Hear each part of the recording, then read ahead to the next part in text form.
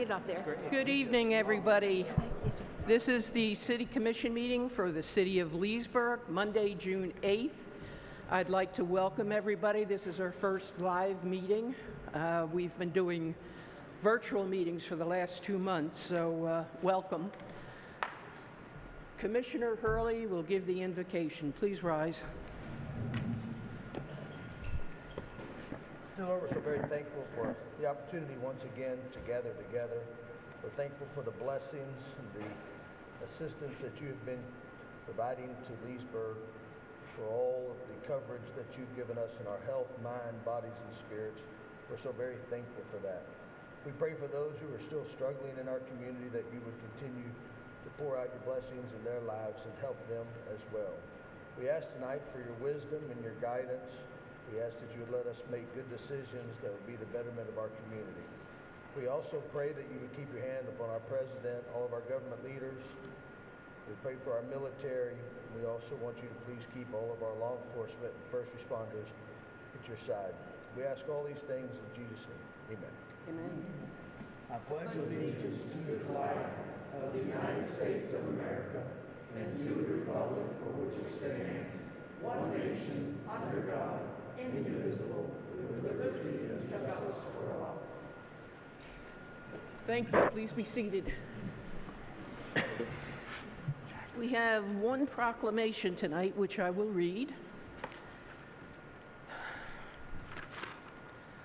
By authority vested in me as mayor of the city of Leesburg, Florida, I do hereby proclaim the municipal election of the city of Leesburg, Florida, to be held Tuesday, November 30th, 2020, for the purpose of electing 2 members of the City Commission for terms of 4 years beginning January 4th, 2021.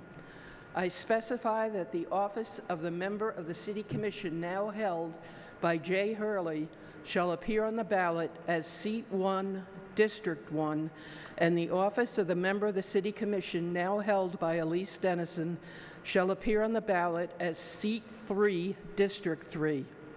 Qualifying begins noon Monday, July 20th, 2020, and ends at 4 p.m. Friday, July 24th, 2020.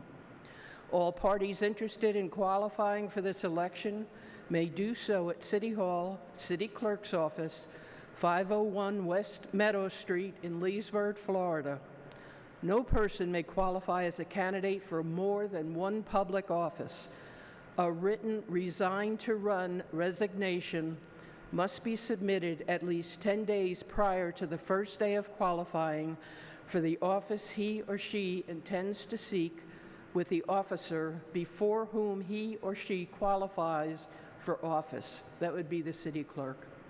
The election will be held in conjunction with the county, state, and federal elections, and all precincts will be open. And I have signed that today.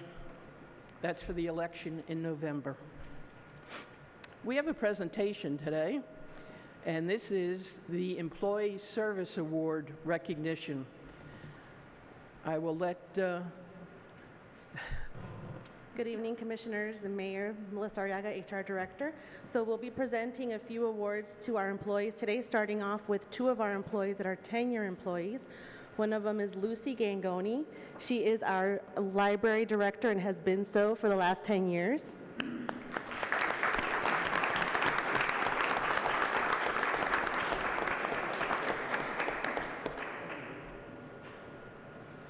Kenneth Reinhardt, he is a firefighter engineer and has been with our fire department for 10 years.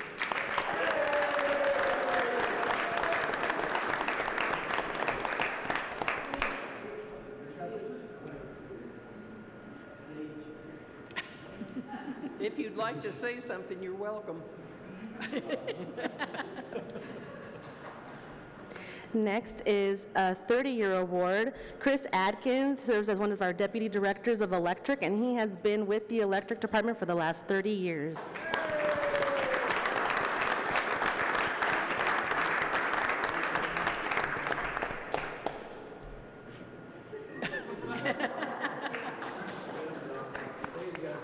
And our last award is also a 30-year award for James Gentles. He's a maintenance supervisor and has been with Public Works for 30 years.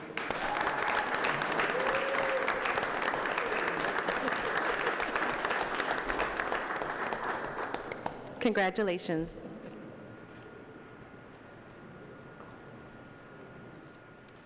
We'll be moving to public comments. This section is reserved for members of the public to bring up matters of concern or opportunities for praise. Issues brought up will not be discussed in detail at this meeting.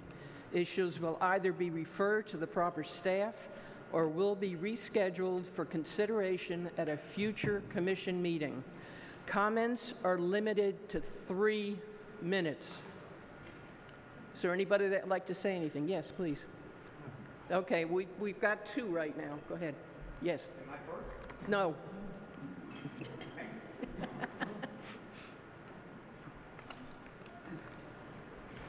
Good evening. Linda Corson. Speak up, please. Okay. Try to get a little closer to the microphone. You can't hear me? You can hear me. Now we can hear you, but keep Good. speaking up, okay? Thank you. Okay. All right. I want to address the need for the city to provide in its corona protection in its facilities the use of masks. Masks are critical to prevent the spread of disease. Toward this, I have brought information from the University of Florida that supports while they're using masks to open up the university and the documentation they're using. I'm also bringing information that was obtained from the health facility, our hospital, which supports, again, through Florida's, through the CDC and the Florida Public Health Department, the importance of the use of masks. Okay? And I brought a copy of the Daily Commercial. Now, the Daily Commercial, the one that has the cover story on the protest, which, by the way, was an excellent protest. But included in this are 2 things that are germane to the city. There's actually an article in here relating to the use of masks recommended by the CDC in public pools. We're getting ready to open the pool again. I think we should be looking at what the CDC is saying. And there's also an excellent article, which I don't know how many people have read, that relates to statues, Confederate statues, all over the South. Right now, as we all know, or perhaps some of us don't, there's a lawsuit being brought against the county regarding the proposed statue to come in. But beyond this is how the protests all across the country are factoring in to the Confederate monument issue. So I brought this along also.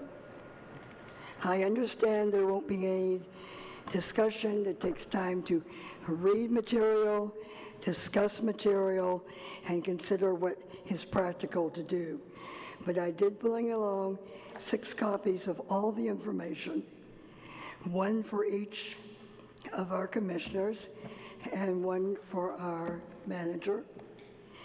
And decisions can be made as to when and how this issue should be explored in depth for the greater protection of the entire city. I'll give this to Ms. Purvis now.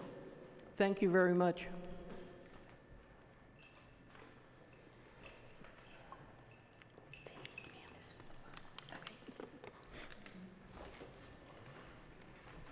Next, please.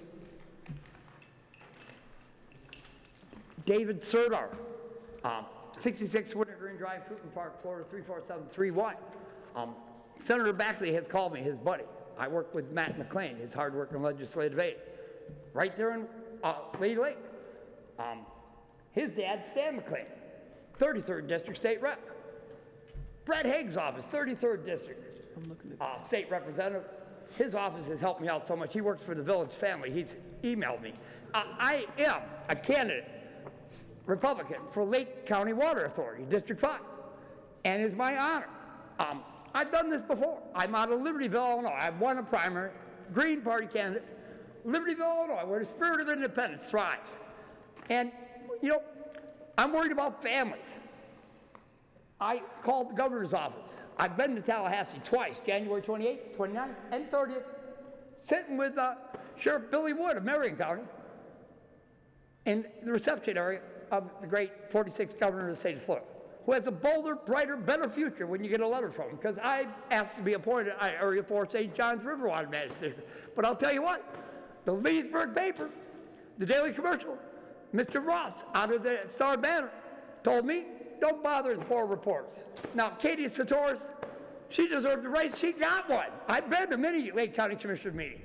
I've been to Lake County, Sutton County, Marion County, Orange County. Just last week, I Zoomed Orlando. Buddy Dyer has given me the pin off his lapel. You know, we need to go green. We got to worry about our families. We got to worry about drug abuse in the neighborhoods. I've been to Tallahassee. I go to many churches. I am a David. David Lyons has lost his son, David Lyons Jr., a football player, by an assailant out of Ocala. Mayor Kent Quinn of Ocala, I talked to him. That's a letter that you get when you ask to be appointed, Area 4 St. John's. But I'll tell you what, TVs don't say anything. My Uncle Paul, he was the Illinois Racehorse Chairman. That's the Lion. My dad's right there. My mom's now 92. Somebody told me I'm as old as dirt. Well, Mom must be dust in the wind. You know, my Uncle Paul was the Illinois Racehorse Chairman, 1954 to 62. He got things done. But the mob got him back. There is a mob. I got a book on Sam Giancana, Mafia, Fruitland Park. Police Chief Eric Luce, whose brother Todd Luce is running for Lake County Commissioner District 5. I'm helping. He's out of Eustis. He's a football player, football coach. I got so many cards of officers here. Everything I say is true.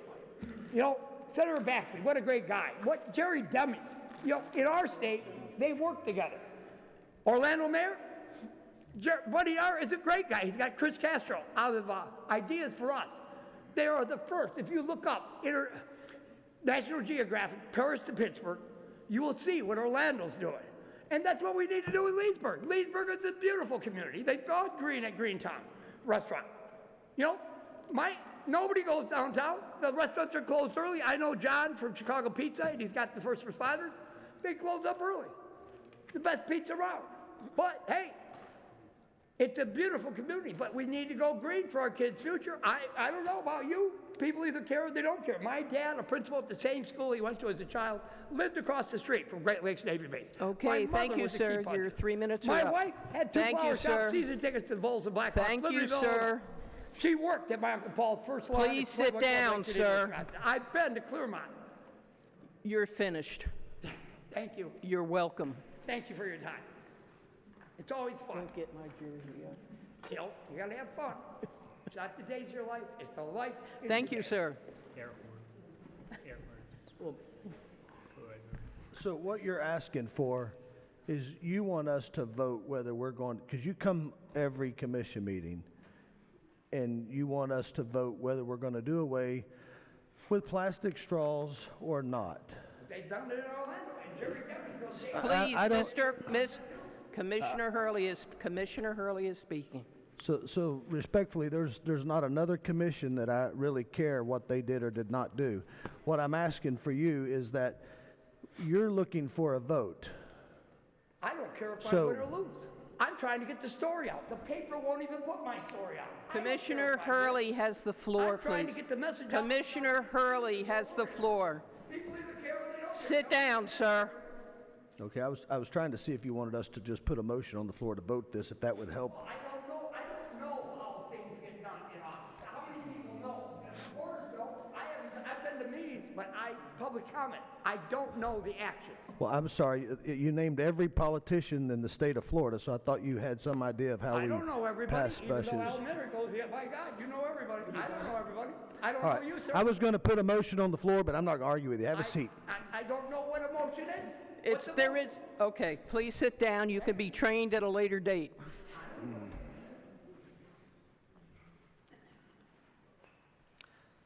Okay, we are moving to the consent agenda.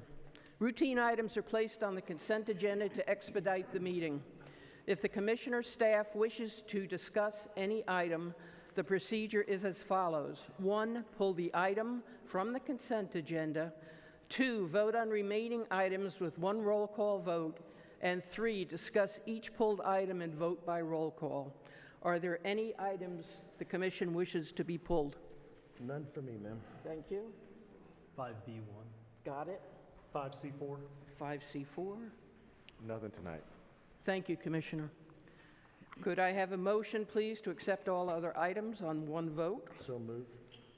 Second. Roll call, please. Commissioner Peterson? Yes. Commissioner Roebuck? Yes. Commissioner Hurley? Yes. Commissioner Christian? Yes. Mayor Dennison? Yes. Okay, 5B1, would somebody like to introduce, please? I'll introduce, ask to be read by title only. Resolution of the City Commission of the City of Leesburg, Florida, approving award of request for qualifications 200273 to Evergreen Construction Management, Inc.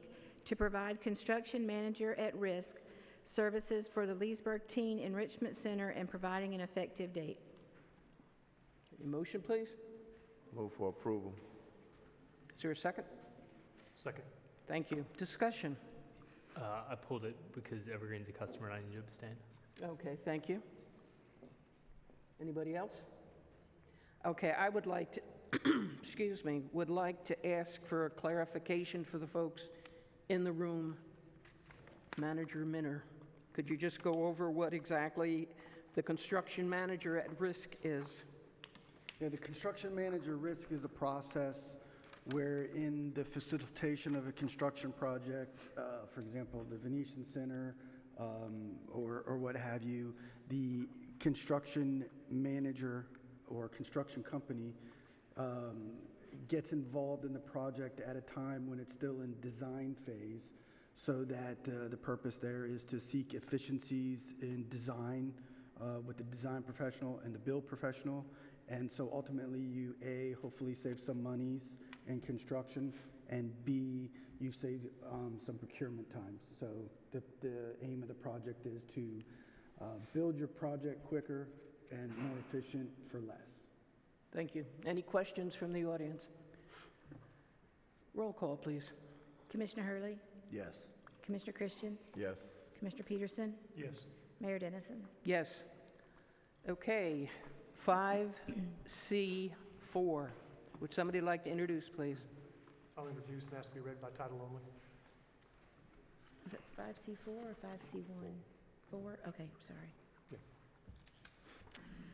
Resolution of the City Commission of the City of Leesburg, Florida, increasing the city contribution to the CURE Citizens Utility Relief Effort Voucher Program by $37,324 to aid with customers' utility bills and providing an effective date. Somebody move for approval, please? Move for approval. Second. Thank you. Discussion. Well, I'm the one who pulled it. The reason I pulled it, I support the program. I guess being new to the commission, I know we talked about it in budget, but my question, my issue is, I just want to be sure the dollars are managed properly, and I was wanting to know what kind of follow-up information may come back to the commission afterward. I just want to know the money is spent properly, and that's my issue right there. But otherwise, I'm fine. Okay. What kind of restrictions? Okay, yeah, here's the 2 points, and let me dive into that a little bit. Typically, through our budget process, the city allocates $15,000 a year for the CURE program. So the CURE program is established to help with utility billing assistance, and what we do then is the utility billing department, which is a division of finance, works with local help organizations, United Way, First Baptist Church. I don't know if we work with CDC or not. Do you guys work with us a little on that? But we use different community action groups to review the applicants who come in to get the utility billing assistance. They're all a little bit different, but there's basically a one-time help for X amount, and that's how the money gets distributed. So the city doesn't write a check per se to an individual. We write it on behalf of the individual to the account based on what the action group recommends to us. Yes, pay their bill. No, don't pay their bill. Okay. So we vet it that way. A couple weeks ago, as a part of the COVID situation, and we do that on an annual basis to the tune of about 15,000. Okay.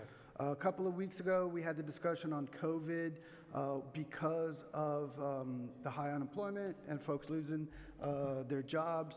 We rolled back some utility policies. We've been slowly re-implementing that. I think the commission discussed this, and we made a motion to allocate the solar rebate program money from FMPA into this program. So we had just a little bit over 50,000 put in this pool. There was some more discussion on that. So we're coming back to you tonight to get that fund up to about 100 grand. So your action tonight transfers those monies. It gets 100 grand in that cure pot, and then we'll go to the outside agencies as folks now are being put back on the hook to start paying back some of the utility bills and get caught up. And you feel like we do a good job with this program? I think it's been an excellent job. I think it's a good token of the community to put additional money into that fund. Frankly, our competitors in the co-op world and the investor-owned world have done the same. Okay. Pound for pound, if the commission puts and approves this 100 grand, I think by and large, on a customer basis, we've done far more than our competitors. So I think it's a compassionate thing to do. I think it helps people in time of trouble. And I probably don't see it going into the future, but at least for COVID relief, I think it's a good thing. Okay, thank you, Al. And on final note on that, we can get a breakdown of how this is disseminated. I'll get with Jim Williams and Paul, and we can report back to the commission where and how that was spent. Okay, thank you very much. If I could just add one other thing. For those of you that are having problems with your electric and utility bills, please contact customer service downtown in the City Hall. It is open now, and start to set up a payment schedule. For those who set this up, you're going to be a lot easier than to try to handle everything at once. So please go downtown, start to get this ready. They're asking by June 15th. At least get on the books that you are willing to do that. Roll call, please. Ma'am, can I Yes. just add just one point? I think sometimes the city, we get beat up on our utility bills, and these type of things we don't get kudos for. I think we're going to give the money to nonprofits. They'll probably get the credit, but I think we need to do a press release to let the citizens know that the city of Leesburg is returning funds to assist them in their time of need. And I sometimes think we don't do a very good job letting people know what we actually do here at the city council level. Excellent, thank you. Mr. Minner, would you send out a press release, please? Absolutely. Thank you. Roll call, please. Commissioner Roebuck, Yes. Commissioner Hurley, Yes. Commissioner Christian, Yes. Commissioner Peterson, Yes. Mayor Dennison. Yes. Okay, we're moving to public hearings and non-routine items. 6A, would somebody like to introduce, please? Introduce, not so read by title only. An ordinance of the City of Leesburg, Florida, extending the expiration date set by ordinance number 2000-29 and later extended to September 30th, 2003, then extended again to September 30th, 2006, and then extended again to September 30th, 2009, then extended again to September 30th, 2012, then extended again to September 30th, 2015, then extended again to September 30th, 2018, extended once more to September 30th, 2020, for the participation by the City of Leesburg in the municipal service taxing unit established by Lake County to fund ambulance and emergency medical services and providing an effective date. This is a first reading. Is there any discussion on this item? Thank you. 6B, would somebody like to introduce, please? I'll introduce, ask to be read by title only. Thank you. Resolution of the City Commission of the City of Leesburg, Florida, relating to the provision of fire protection services, facilities, and programs in the City of Leesburg, Florida, amending and restating Resolution 9580, previously adopted by the City Commission, providing authority, providing purpose and definitions, promulgating definitions, setting forth legislative findings justifying the imposition of this assessment, establishing criteria for assessing various categories of property based on use, providing for exemptions, providing procedures for annual assessment and collection, setting forth alternate methods of collecting assessments, authorizing imposition of liens against assessed property for unpaid assessments, and establishing a means of enforcing those liens, directing the preparation of an assessment roll and notification procedures, authorizing a public hearing and directing the provision of notice thereof, providing for severability, and providing an effective date. Mr. Minner is going to be giving you a presentation on this. Yep, and I'll turn the presentation over to Jim Williams, our finance director, in a second for a more detailed look. But I wanted to tee this up for you a little bit because we're asking this evening for you to reconsider the fire assessment fee and to essentially increase the fire assessment fee. So it's a little bit of a strategy here. Tonight's action, if you choose to do that, because we have some advertising requirements that go along with that. That's why this is preceding some of the budget workshops. But essentially, as we'll get into the budget workshop, I believe, Brandy, the first one is July 7. When we typically talk about the general fund. Our proposal on the staff level to you this year, I think is going to be pretty aggressive in terms of some of the things that we're trying to capture.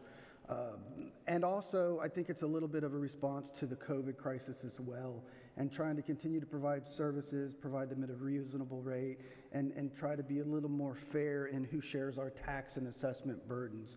So the first thing to note that's coming in fiscal year 21 is the revenue decreases that we anticipate that we'll see as a result of COVID, which is a decrease in our gas taxes and a decrease in our discretionary sales taxes and a decrease in the state shared revenues, which are also kind of sales tax related.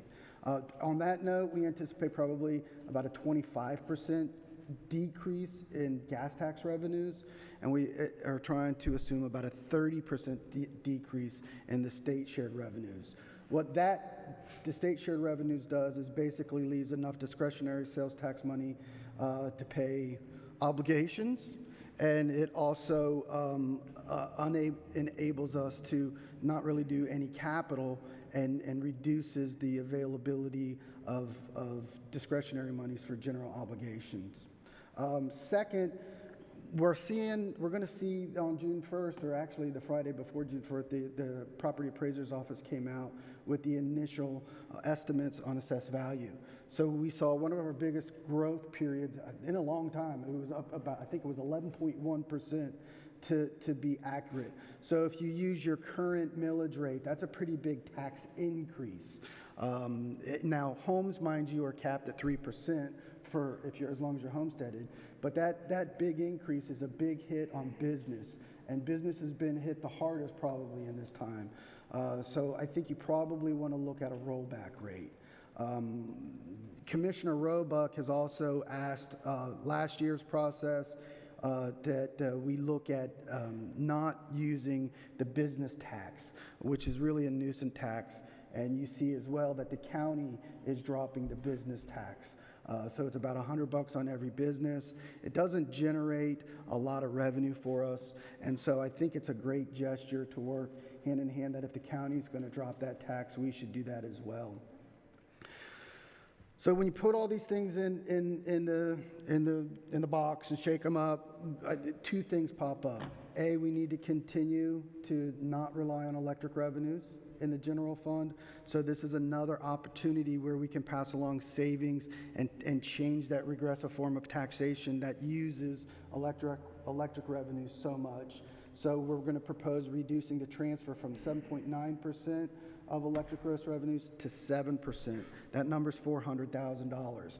So the general fund loses $400,000, the electric fund gains $400,000, and then we'll propose to you to adjust electric rates to reduce that $400,000 so that the customers can see that in the reduction. So back to our scale, that's about $1 per thousand. So if we decrease taxes, if we stop business license, we're going to have a shortfall. So we're saying go back and increase the fire assessment fee. That way fire services have its own assessment that opens up general fund revenues, and then you can kind of create a system that has a more progressive feel to it. So with that, we're going to be recommending that you increase the fire assessment fee from $58 to $87. I put a little chart before you which summarizes that net impact on a typical house of $125,000 value, and it's basically a $22.11 annual increase. So it's not huge, it's a little bit, but on the other side of the equation, what you see is a significant reduction over if you would increase assessment and keep the existing millage rate. So I think it's a reasonable thing. And then as Jim and Sandy are going to show you, it's a pretty good way to spread out the costs and shift the cost of fire to those who use it, which gives commercial a break. Residences have to take that little bit of a hit, but also you'll see the institutional number go up. And the institutional number is, say, Beacon College, the private schools, and the hospital. So with that, Jim, do you want to tee up Sandy, if you will? So 5 years ago, we did the first study for the fire assessment program, and it's a good idea to redo that at least every 5 years. So we undertook a new study this year, and Sandy Walker, who's the Assistant Director for Government Services Group, she's the one that prepared the study, and she's going to outline the particulars of that and answer any questions you would have. While Sandy comes up, unfortunately, because we switched locations here, the commission in your package, you have the presentation that Sandy's going to share from you. We don't have it for the public, unfortunately. Good evening, Sandy Walker with Government Services Group. I just want to remind you that a fire assessment is a home rule revenue source, and therefore you have to meet case law requirements. And on the first page of the presentation, it lays out the case law requirements. It's basically 2 case law requirements. It has to have a special benefit to property, which the courts have said fire has a special benefit to property, but EMS doesn't. And then it has to be fairly and reasonably apportioned, which is where we come in. We conduct an analysis and we tell you what is fair and reasonable apportionment. So on the third page, the components of the study that we look at is 4 main components. We look at your service delivery. Basically, you have ALS without transport out of 4 stations. And you have a fire flow that is an unlimited capacity, meaning that if a fully engulfed non-residential fire were to break out, that your resources for your city, now don't get me wrong, you'd get mutual aid, automatic aid, but you have enough, according to the NFPA standards, to put out a non-residential fully engulfed fire. So there is no square foot cap on non-residential buildings. So the ALS without transport tells us there's an EMS component. So in our study, we have to separate out the EMS calls and the EMS costs. So the second component is we look at your fire budget, and we use a methodology to allocate between the fire and the EMS. This is the same methodology that was reviewed by the courts in the Boynton Beach versus Desiderio case and was upheld. We also looked at 1 year of fire call data, and we removed all the EMS calls, and it was only the city's fire calls. We removed all the EMS calls, and then we looked to see who's demanding the services for your fire, and then we look at your parcel data to see how many units are in each rate category. So we developed a 5-year average assessable budget by taking your fiscal year 2021 budget, splitting it again, using that methodology that we use between fire and EMS, applying a 3% annual increase for the next 4 years, reducing the expenditures by the revenues, and adding the miscellaneous assessment expenditures. So basically, we came out with $4,209,279 that you can fund through fire, not that you have to fund. If you were to say, we just want to fund $5 million, you couldn't, because then you'd start funding EMS. So basically, you can fund about 60% of your fire department budget through the fire assessment. The key to the study is the cost apportionment. On slide 5, this gives you the breakdown of the calls. And again, we like to update this to keep you legally defensible. This is saying who's demanding the services on your fire department. Your residential is demanding 55.66%, and so they've gone up 6.77%. Your commercial is demanding 19.9%, and they've gone down 12%. So they're not demanding as much on your fire department. Your industrial warehouse is 3.77%. It's gone up a little bit. It's 1.83% increase from last study. Institutional is 18.86%, which has gone up 3.8%. And your church is 1.82%, which has gone down just under 0.5%. So that pie chart is key to this. Whatever portion of your budget you want to fund, whether it's the $4 million, $1 million, $2 million, whatever it is, it has to be split in those pieces of the pie. So commercial has to generate 55.66% of the cost, commercial 19.9, and so forth. So then the next slide is where you get to you have the percentage of the calls, and then you've got your proportion of the budget. So out of a $4.2 million budget, 55.66% of that is $2,342,000, divided by the 11,300 dwelling units that you have in your city, and that would be a per unit rate of $208. You do that with each rate category. So for your maximum that you could fund, the $4.2 million, your residential rate would be $208. Your commercial would be 12 cents a square foot. Your industrial warehouse would be 5 cents a square foot. Your institutional would be 35 cents a square foot. And like Al said, those are your churches, not your churches, I'm sorry. Your churches are separate. It's your government properties, it's your hospitals, non-for-profits, other things like that, anything other than the churches, schools. And then your churches would be 8 cents a square foot. Last year, you were $58 for residential. Staff is recommending an $87 per dwelling unit this year, which is a $29 increase on the fire assessment, but like Al said, other things are decreasing, so the net increase is what, $22, I think you said. They're recommending 5 cents for commercial, which is actually going down a penny because, again, their demand has gone down, so they're not funding as much. Industrial warehouse would now be 2 cents from 1 cent, and again, because their demand went up a little bit.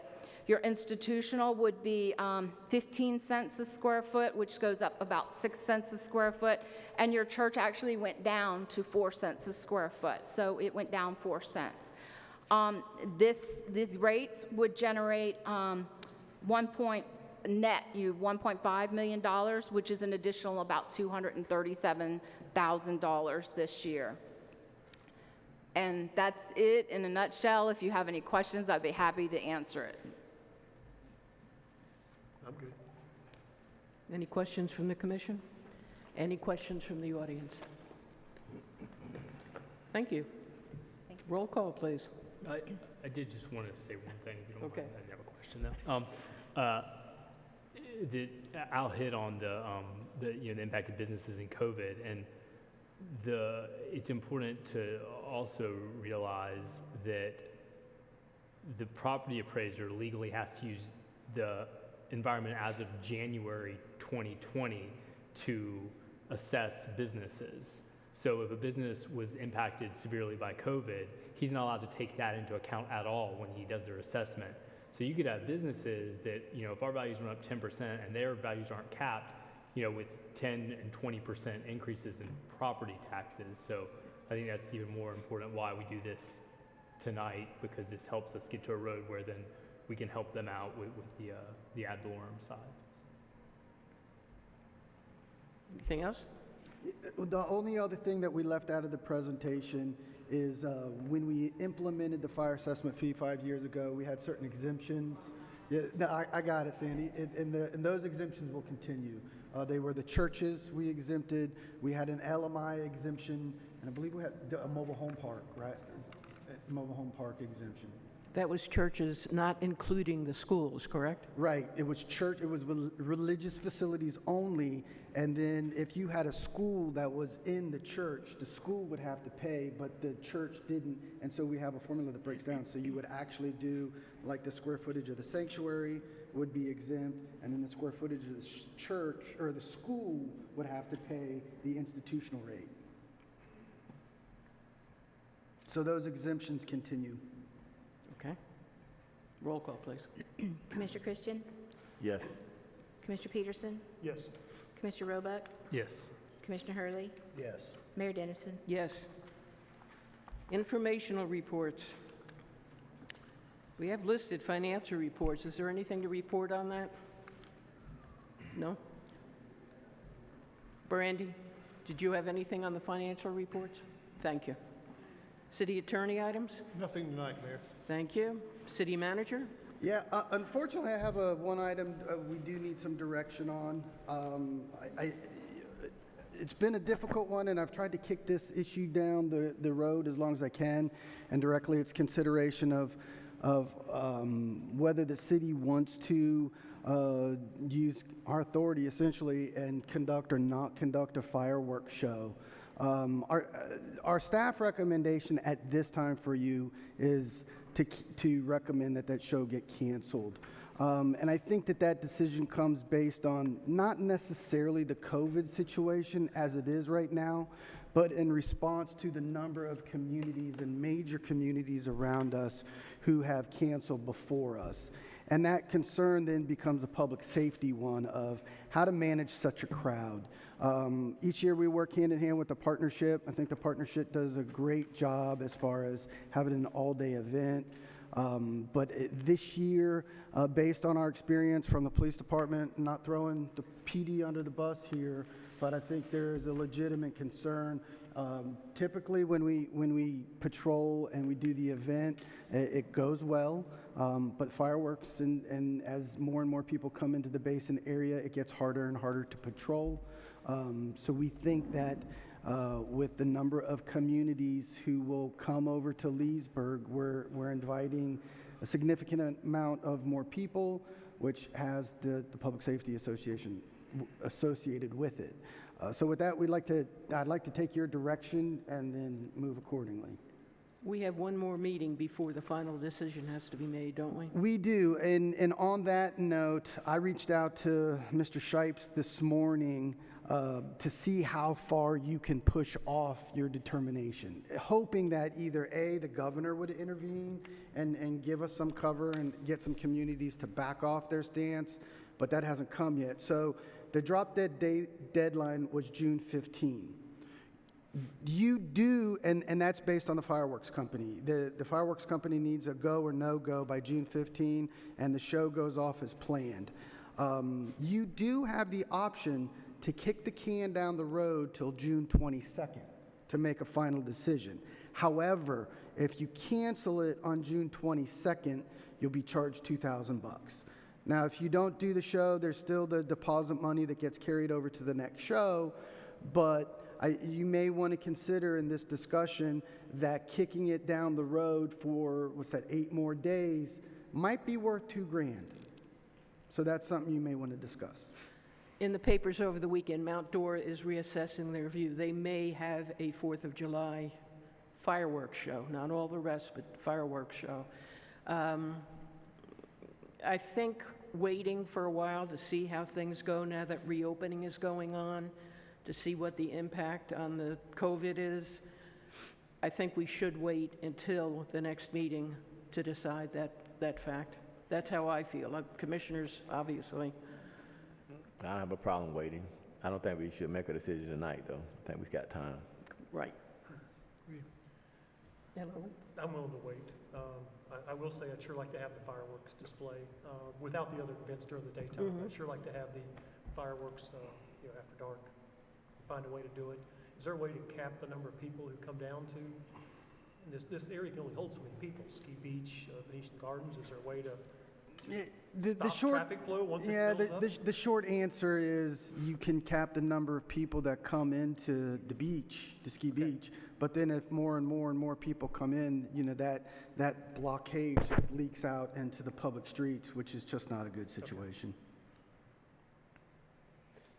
And I'm certainly okay kicking it down the road, and then I would agree. If there's a way to have the fireworks, I would like to, but I would also want to hear from the chief, if we go forward with his specific concerns, how they would want to handle it.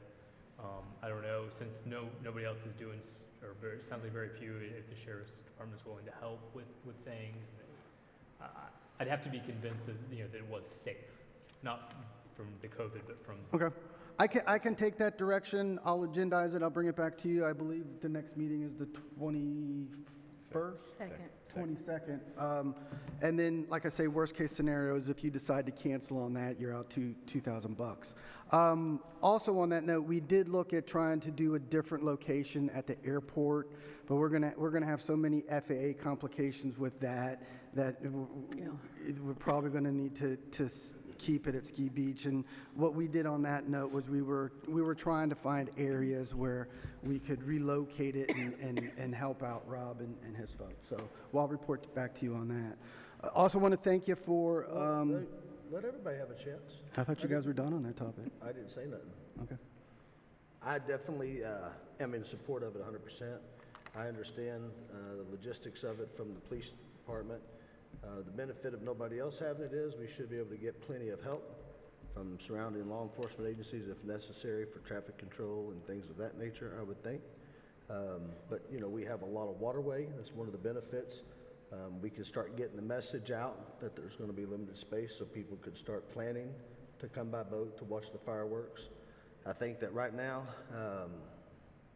you know, we as a country and a community has been through so much, and we have so much turmoil going.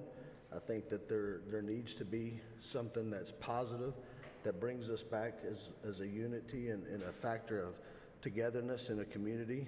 I also, I look at the aspects, people are going to celebrate. I would rather the masses come down here than everybody assemble in their backyards, and we just have 150 fireworks shows going on through the community instead of everybody down here trying to enjoy the show that we're going to do. So, you know, I mean, we have groups gathering all over the country right now. So I don't think that gathering is going to be an issue really. I mean, we're making some good strides. I understand with the COVID there are concerns for some people, and there's still data that goes up and down, but I just think this is really kind of a critical, important event for us in our town, and so for me, it's a hard push for yes. Now, I'd like to do it now so we can start figuring out how to do it instead of doing it on the 22nd, and then hoping that we can figure it out in 8 days.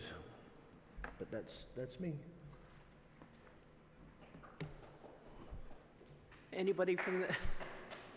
You're welcome to make comments. Anybody from the audience? Hey, that could be the first time I've ever had applause. I know.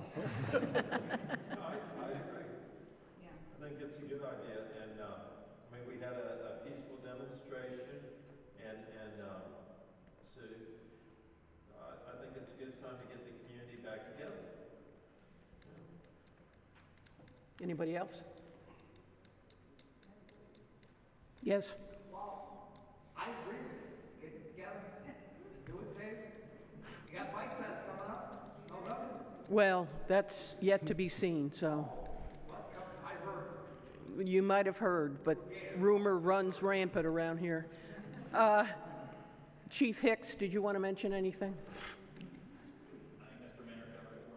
Thank you. Yeah, just to wrap up, I hope point everybody's attention to the website and some of the other spots where we've been advertising. Hopefully June 15, we're about almost as back to normal as we can be as far as openings and that kind of stuff, and as far as our COVID response. And appreciate the actions that you all took tonight on the fire assessment fee. I know it sounds like a city manager thing to say, but I'm actually really excited about the fiscal year 21 budget. So mark the 7th. for your calendars. That should be a fun workshop. And I think unveiling the work there is going to be fun, and I think it's beneficial for the community. So it all started with your action tonight. Okay, is that it, Mr. Minner? That's it. Thank you very much. Roll call, please. Commissioner Christian? Nothing tonight. Commissioner Peterson? Nothing tonight. Commissioner Roebuck? I know everything's getting back to normal, but we also, I think it is important to note that we have had over 1,000 COVID cases for now 6 days in a row, and I hope that's a blip, but I think if it's not, we have to be prepared to do whatever we need to do to keep the community safe. I don't think we're to that point yet, but it's important to monitor that stuff, and I think that people do need to be cognizant and smart when they're out in public and take the proper precautions, especially if they are in a high-risk group, because it's not gone. And the other thing is, I think it was alluded to a little bit, the protests last week. I think it was a very well put on event, and I think it highlighted that while we certainly have issues in Leesburg, that we're maybe a little bit ahead of the rest of the country in terms of the relationship between our community, our police department, and the things that we need to do in Leesburg. So I think it was a very positive event that highlighted while we still have work to do, we're moving in the right direction. That's it. Commissioner Hurley? Yeah, I just want to say, I came down for the protest, and I was proud of Leesburg. We came together, people exercised their First Amendment right to express their concern and to let their voices be heard. We didn't have any incidents that I know of at all, and I just was proud of Leesburg. I was proud that our community could come together like that and speak. We do have, as Commissioner, what's your name? I forgot. Roebuck said, it's encouraging when you realize that our community does get along and our law enforcement has such a good relationship. So I just want to say thank you to everybody and express my gratitude for how well it went. That's it for me. Thank Mayor you, sir. Dennison? Okay, again, with the protest, what was going on around the country was dividing the country even more. So the fact that Leesburg was able to do this and have their voices heard and not destroy, this is the way we need to do it. That's all I'm going to say about that, because this was well put by the other commissioners. There is a workshop being developed by one of our doctors in Leesburg, and this is a workshop to help understand both sides' feelings and what has happened and where we want to go from here. So you'll be hearing more about this in the very near future. The employees that were honored tonight, thank you so much. You are doing a great job.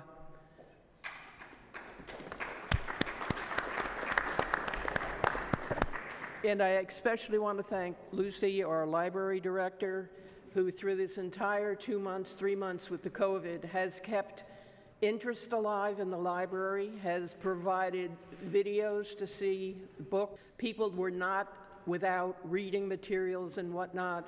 You did a phenomenal job, you and your staff, so thank you very much.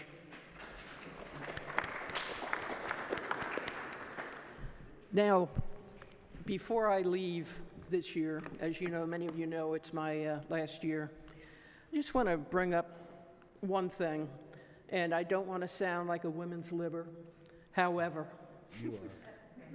my family's been in this country for close to 400 years, the working class.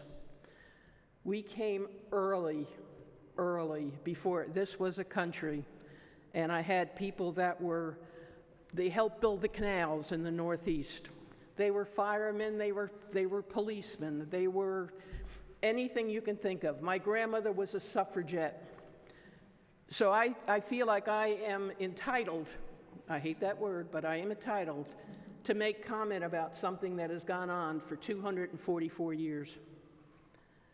We hold these truths to be self-evident, that all men are created equal. that they are endowed by their Creator with certain unalienable rights, that among these are life, liberty, and the pursuit of happiness. These words from the Declaration of Independence are among the most influential ever put on paper. The countless pleas for liberty and equality that have used the Declaration as a model are proof of its lasting power. The original Declaration challenged the authority of the British Crown. Just within the United States, subsequent declarations have targeted capitalism, landowners, white supremacy, and the patriarchy. Time and again, these unhappy with the status quo have invoked the Declaration. Tyranny has meant different things to different people since 1776, but the search for liberty, however defined, goes on. I raise this question tonight. Is it not time to change the Declaration? One word, that's all I'm asking for. Now to include that all people are equal. Update just that one word to include all Americans who struggle daily to make this country the shining light for the world. Talk about this with your family, with your friends, with your churches, with your elected official. We can make a difference if we start now. Thank you.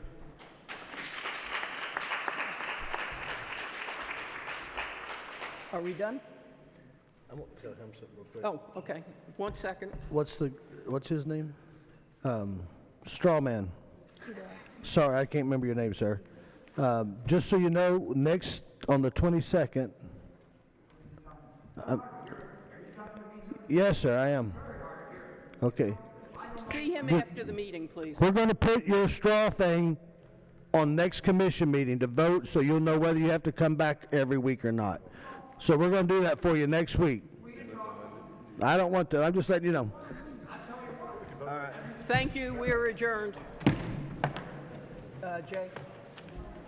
I don't want that either.